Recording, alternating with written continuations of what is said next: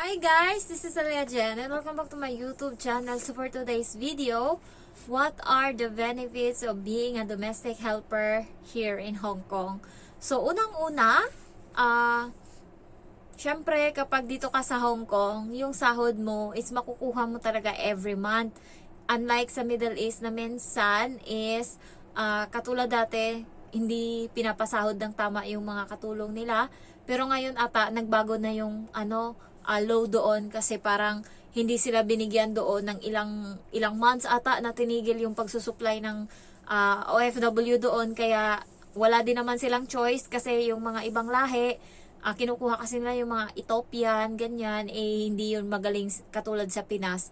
Alam nyo, ang Pilipino ang pinaka top 1 best being a domestic helper sa lahat-lahat. So, nasa atin ang corona ng pagiging domestic helper. Tayo yung pinaka sa lahat, as in, quality, ganun. Kung sa ano pa, quality tayong mga Pinoy. So, ano nga ba ang benefits ng pagiging domestic helper dito? Unang-una is yung sahod mo, 7 days. Andiyan na ba yung amo ko?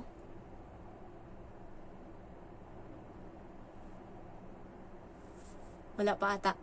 So, 7 days ang grace period nila na malate sila ng sahod. So, halimbawa, sahod mo 2, dapat sa 9, mabibigay na nila yung sahod mo. Pag hindi, pwede ka na magreklamo, pwede mo na silang ipalabor, and magbumulta sila. So, kailangan, pero, guys, dito sa Hong Kong, yung pagkain lang talaga namin yung burao talaga dito. Hindi ko lang alam, hindi sila hindi sila maano sa pagkain. Kapag mga Pilipino na mga amo naman, kung ano yung pagkain nila, makakain din natin, 'di ba? Kasi naging katulong din naman ako sa Pinas / tindera. So, ako yung nakatoka sa bahay, pero hindi deep clean yung ginagawa ko. Yung lang, petex-petex lang na mga gawaing bahay. Ganon, nag-ano lang ako, nagwawalis sa labas, sa loob. Hindi na nga ako nagmamap eh. Minsan lang ako magmap pag gananahan ako sa buhay, pero walis-walis lang kasi tiles lang naman yung tapos hindi naman maarte. Tapos, basta magsaing lang ako, magluto, ganyan. Tapos, linisin ko lang minsan yung CR. Minsan lang ata talaga, as in, yung matanda yung naglilinis. Favorite kasi ako ng matanda sa Pinas na na amo ko doon. Bale siya yung pinaka lolo, pero yung bata yung nagpapasahod sa akin, hindi na nakatira sa bahay. Bali doon kami nakatira sa lolo, bali katulong kami ng lolo, dalawa kami. So, yun, favorite niya ako. So, yung iba kong gawain, kinukuha niya yan. Siya yung nagre-refill ng mga tubig sa ref.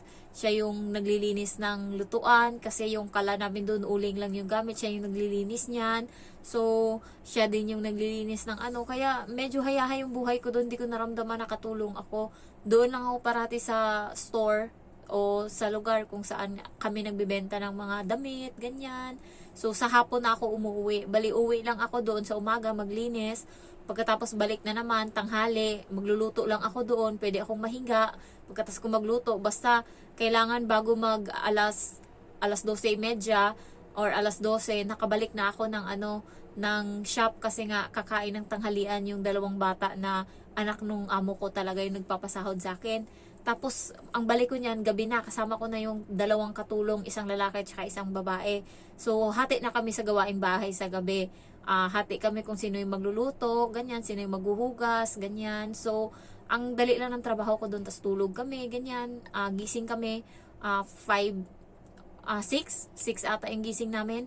Tapos mag-display kami doon. Tapos pagkatapos nun mga uwi na naman ako. Ganun lang. So dito sa Hong Kong, ang pagkain talaga dito yung problema. Kasi nga, yan lang talaga yung pinaka main issue dito. Buraot sila sa pagkain. Pero kung sa ibang bagay naman, sinusunod nila yung batas dito.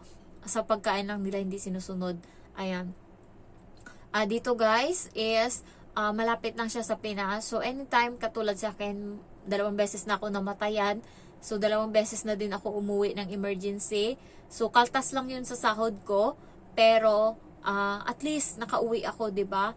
And yun, malaking pabor sa akin yun kasi yun na yung last na makikita ko silang na ayan, buhay pa. Sa susunod di ko na sila makikita. So Bali 3 beses na ako umuwi sa unang ano ko, 3 beses na ako umuwi niyan. And then next is dito sa Hong Kong.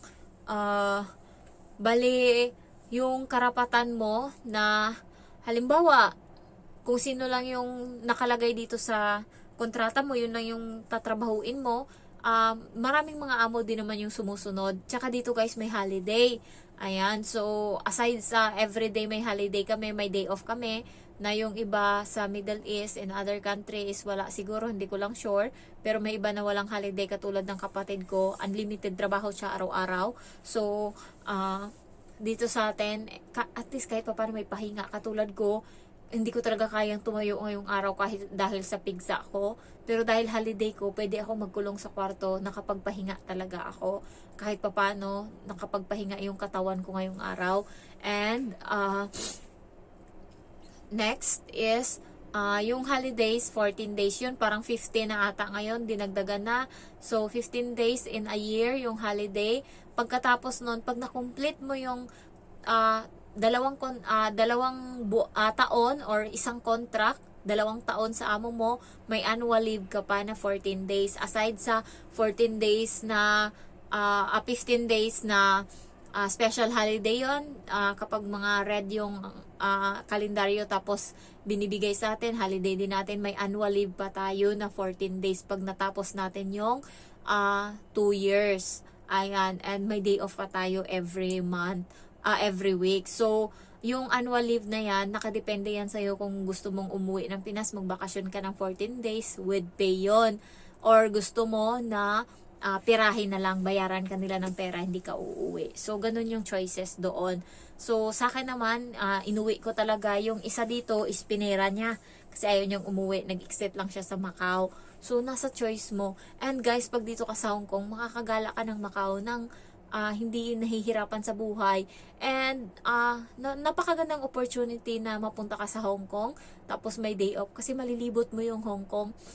Ano ba naman yung nagbabala ka lang mag-abroad, gusto mo lang matatakan yung passport mo, ano ba naman yung makita mo yung Hong Kong? Ang mahal-mahal magbakasyon dito sa Hong Kong, guys.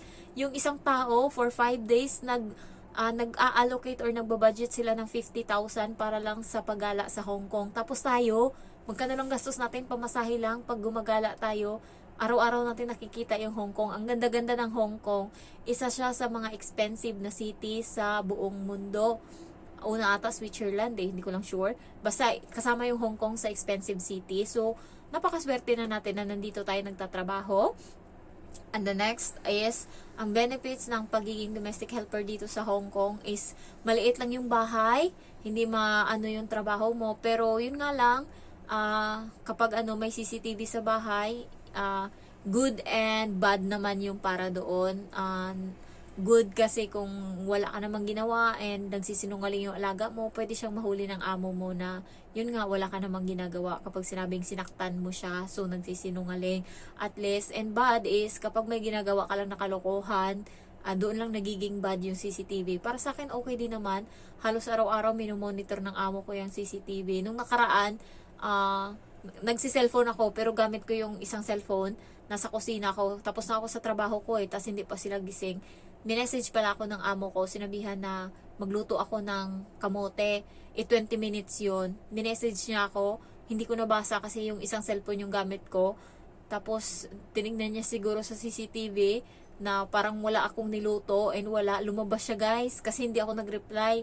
And yun, pinuntahan niya ako sa kusina, sinabihan niya ako na magluto ng kamote. Tapos nung pagtingin ko sa isang cellphone, may chat pala doon. So, buti na lang kamo, umabot pa yung kamote na niluto ko bago sila umalis. So, yung amo ko, hindi naman sa kanya big issue lahat. Hindi ko lang alam, siguro iniiwasan niya lang siguro na magkabikilan kami or magkaanuhan kami kasi nga, nandun kami sa part na maano yung pakikisama namin ba, matino. So, kapag nasira yun yung problema na.